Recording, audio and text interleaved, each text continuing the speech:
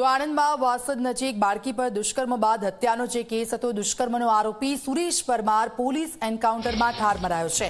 માસૂમ બાળકીને હવસનો શિકાર બનાવનાર સુરેશ ઠાર મરાયો છે। 4 વર્ષીય બાળકી પર દુષ્કર્મ આચરનાર રાક્ષસનું એન્કાઉન્ટરમાં મોત થયું છે। આરોપીએ પહેલા એલસીબી પોલીસ પર હુમલો કર્યો હતો। આરોપીએ હુમલો કરતા 2 પોલીસ જવાન ઘાયલ થયા હતા અને જવાબી કાર્યવાહીમાં પોલીસે એન્કાઉન્ટરમાં આરોપીને ઠાર માર્યો છે। મહત્વનું છે કે વાસદ સ્ટેશનની ટિકિટ બારી નજીક રાત્રે એક પરિવાર પોતાની 4 વર્ષની દીકરીને સાથે લઈને સૂતો હતો, જ્યાંથી સુરેશ વિઠ્ઠલ પરમાર નામનો શખ્સ બાળકીને ઉઠાવીને લઈ ગયો હતો। જોકે પરિવારને બાળકી ન દેખાતા શોધખોળ હાથ ધરવામાં આવી, જેમાં સવારે વાસદ રેલવે સ્ટેશનથી 200 મીટર દૂર બાળકીનો મૃતદેહ મળી આવ્યો હતો। બાળકીના મોઢા પર ઘા મારીને તેને છૂંદી નખાયું હતું, જ્યારે તેના શરીર પર કપડાં પણ નહોતા। આ સમગ્ર મામલો જ્યારે સામે આવ્યો ત્યારે પોલીસ એક્શનમાં આવી ગઈ હતી। પોલીસે આસપાસના સીસીટીવી કેમેરાના ફૂટેજ ફેંદીને આરોપીની શોધખોળ હાથ ધરી હતી। સીસીટીવી દ્રશ્યોમાં આ હેવાન બાળકીને ઉઠાવીને જતો હોય તેવા દ્રશ્યો જોવા મળ્યા, જેના આધારે પોલીસે તપાસ તેજ કરી હતી, જેમાં આરોપીને પકડીને પોલીસ જ્યારે આવી રહી હતી ત્યારે સુરેશે ઉલટી આવી હોવાનું બહાનું કાઢ્યું હતું અને જેના કારણે પોલીસે કાર થોભાવી હતી। જોકે આ તકનો લાભ લઈને સુરેશે ચપ્પુથી 2 પોલીસ જવાન પર હુમલો કર્યો હતો। જોકે આ સમયે પીએસઆઈ સાથે પણ હાથાપાઈ થઈ હતી અને તે જ દરમિયાન પોલીસે ગોળી મારતા સુરેશ વિઠ્ઠલ પરમાર ઠાર મરાયો।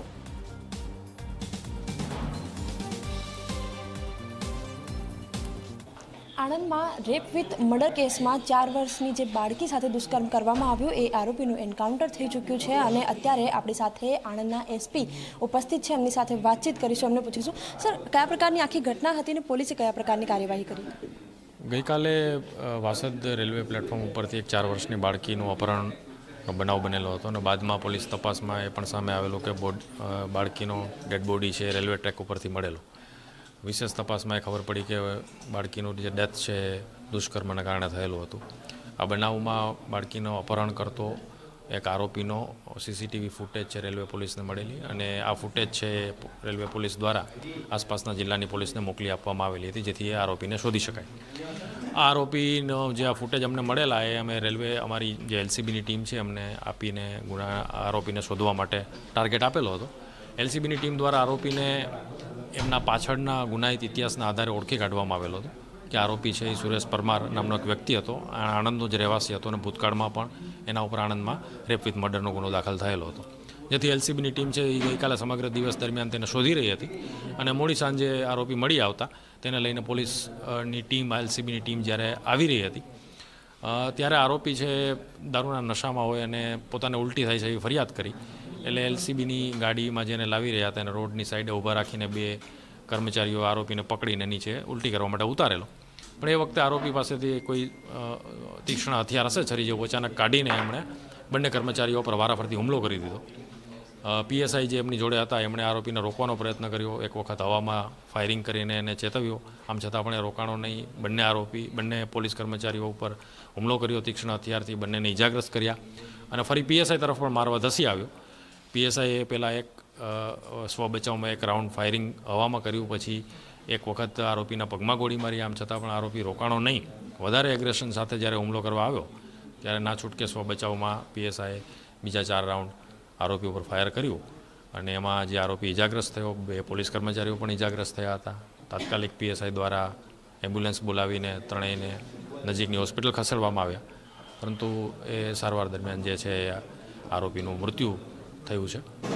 આરોપીનો ગુનાહિત ઇતિહાસ જો આપણે જોઈએ તો અગાઉ 2020માં પણ એના ઉપર આણંદ રૂરલ પોલીસ સ્ટેશનમાં એક રેપ વિથ મર્ડરનો ગુનો દાખલ થયેલો હતો, જેમાં એ જેલમાં પણ ખાસો ટાઈમ 3-4 વર્ષ રહ્યો, પરંતુ 2025માં આરોપીને પુરાવાના અભાવે નિર્દોષ છોડી દેવામાં આવેલો। બહાર આવ્યા બાદ એમણે આ ગઈકાલે જે બનાવ બન્યો એ ગુનો આચરેલો હતો અને મીનવાઇલ 2026માં જ માર્ચ મહિનામાં એક બીજો રેપ વિથ મર્ડરનો બનાવ આણંદ રૂરલ પોલીસ સ્ટેશનમાં જ નોંધાયેલો હતો, એક સ્ત્રીના રેપ વિથ મર્ડરનો બનાવ। એ હાલ સુધી તો અનડિટેક્ટ હતો, પણ ગઈકાલે એની પણ થોડી તપાસ કરી તો એમાં થોડા સાયોગિક પુરાવા મળેલા છે કે એ પણ ગુનો આ જ આરોપીએ આચરેલો હોય। આમ ઘણો ગુનાહિત ઇતિહાસવાળો આરોપી હતો। અચ્છા, આ બીજી બધી હિસ્ટ્રીમાં જે આરોપી છે એની બીજી બધી હિસ્ટ્રી શું છે, શું કરતો હતો, એનું ફેમિલી બેકગ્રાઉન્ડ શું છે અને ફેમિલી સાથે કોઈ વાતચીત થઈ કે કેમ?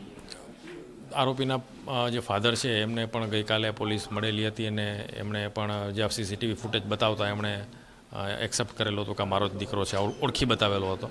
આરોપી છે એ છૂટક મજૂરી કામ કરતો હતો, દારૂ પીવાની ટેવવાળો હતો, રખડતો ભટકતો ટાઈપનો માણસ હતો અને પરિવારમાં પિતા સિવાય અન્ય કોઈ એમને આગળ પાછળ કોઈ સગાવાલા છે નહીં એવું પ્રાથમિક તપાસમાં અમને જાણવા મળ્યું છે.